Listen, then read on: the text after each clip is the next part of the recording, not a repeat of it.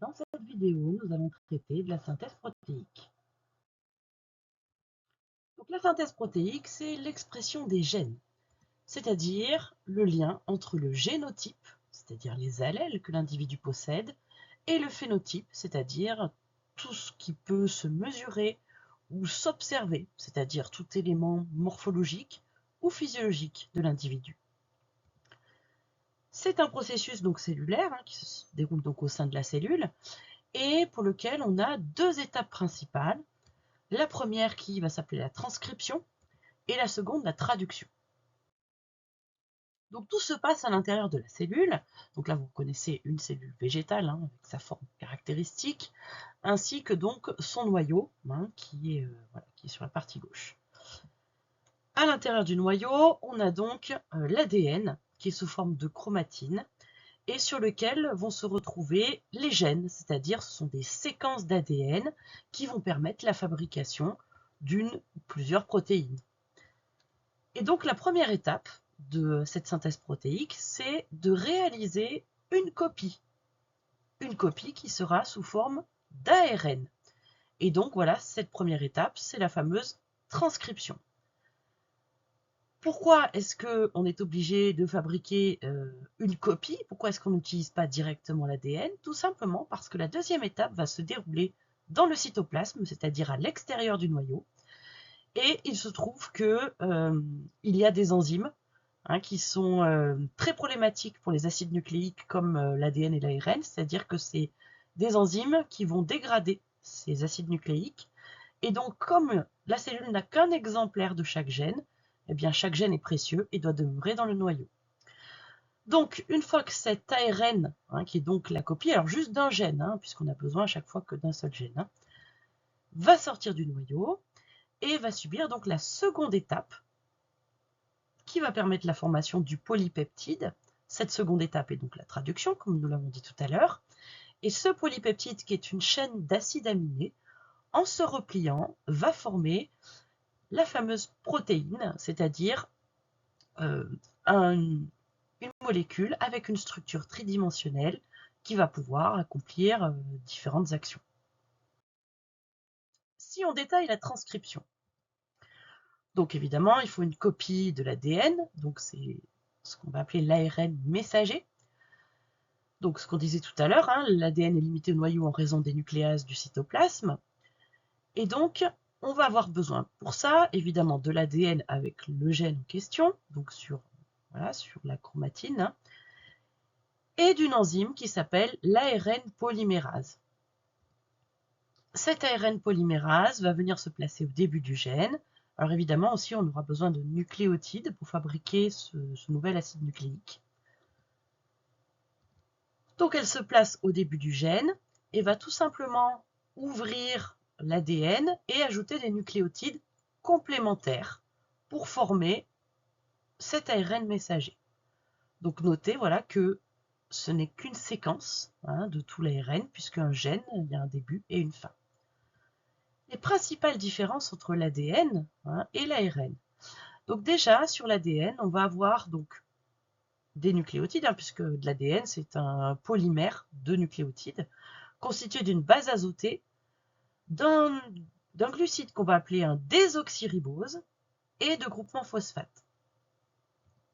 En ce qui concerne l'ARN, ce sont aussi des nucléotides, toujours constitués d'une base azotée. Par contre, le glucide est différent. C'est un ribose et un groupement phosphate. Au niveau des bases azotées de l'ADN, on va avoir donc 4 bases bien caractéristiques que vous connaissez depuis longtemps. Adénine, thymine, cytosine et guanine. Par contre, au niveau de l'ARN, ce sont des bases azotées différentes puisqu'on va avoir toujours l'adénine, l'uracile qui remplace la thymine, la cytosine et la guanine qui sont toujours identiques.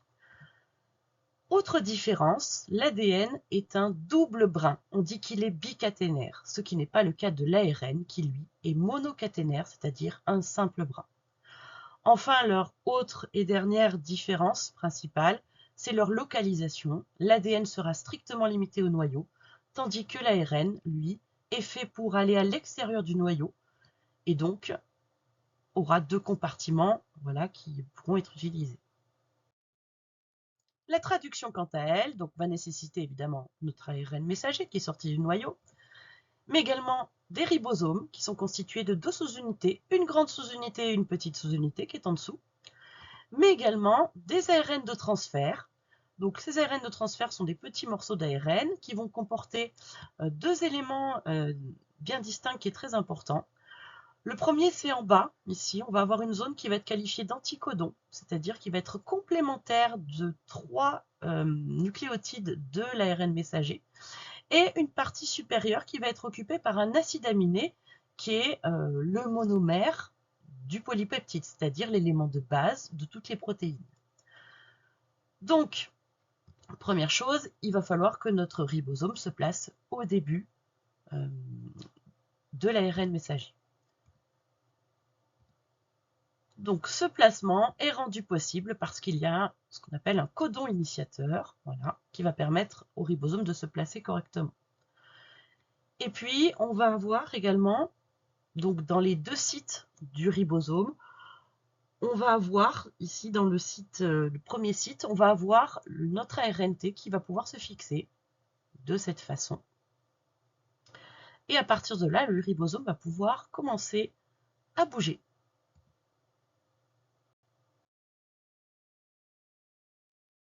Vous voyez, il a fait passer sur le second site donc l'ARNT, il s'est décalé sur l'ARN messager, ce qui va lui permettre d'avoir le premier site de libre rendu disponible pour un nouvel ARN de transfert. Donc celui-ci va arriver, et à partir de ce moment-là, on va avoir une liaison peptidique qui va se former entre les deux acides aminés portés par les ARN de transfert. Voilà, cette liaison peptidique est une liaison covalente, c'est-à-dire solide. Et donc, comme cette première liaison est faite, on a un début de polypeptide, alors de deux acides aminés certes, mais voilà, dont la constitution va pouvoir continuer, évidemment. Donc pour ça, la partie basse de l'ARNT va sortir, puisqu'on n'en a plus besoin. Voilà. Et notre ribosome va pouvoir de nouveau se décaler d'un codon. On peut accueillir à ce moment-là un nouvel ARN de transfert. Une nouvelle liaison peptidique va se former. Et ainsi de suite, ainsi de suite, ainsi de suite. Donc là, je vais me limiter à 3 acides aminés, évidemment, mais sachez que la chaîne est beaucoup plus longue. On a 200 à 300 acides aminés en fonction des protéines. Vous avez des protéines qui font même plus que ça et des protéines qui sont plus petites.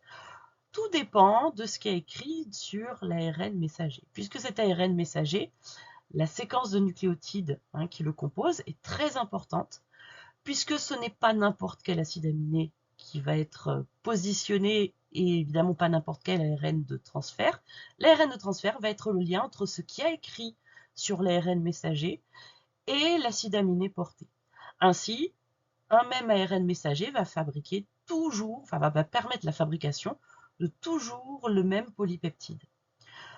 Une fois qu'on est arrivé au bout de la traduction, alors généralement ça se produit parce qu'on rencontre ce qu'on appelle un codon stop. Voilà, les ARN de transfert, mais également le ribosome va se détacher pour aller travailler sur un autre ARN messager ou même le même. Donc la fin de cette traduction, voilà, se traduit par un codon stop, est déclenché par un codon stop.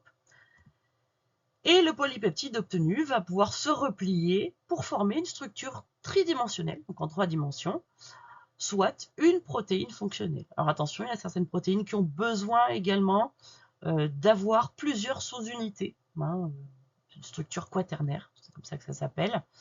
Et donc voilà, à partir de là, on a quelque chose normalement qui fonctionne.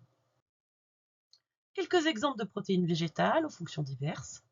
Donc par exemple, on a les enzymes, comme la Rubisco, que vous connaissez sûrement, la ribulose bisphosphate carboxylase oxydase. Il y a d'autres enzymes qui existent, ce sont toutes les molécules qui sont indispensables pour les transformations chimiques. On a également des protéines membranaires, comme des canaux à protons, ou tout élément qui doit filtrer. C'est pour ça que la structure en 3 dimensions est très importante. On a également des protéines de réserve, comme les gliadines et gluténines qu'on va retrouver dans le gluten du blé, qui vont servir de ressources en acides aminés pour fabriquer par exemple les enzymes de la future plantule. Et puis on a aussi des protéines de résistance, appelées PR, qui reconnaissent les agents pathogènes. Et puis, vous avez tout un tas d'autres protéines, voilà, qui sont indispensables au fonctionnement de la plante. Donc voilà pour ce bref résumé de la synthèse protéique. Dans votre cours, vous avez quelque chose de beaucoup plus détaillé auquel vous pouvez vous référer.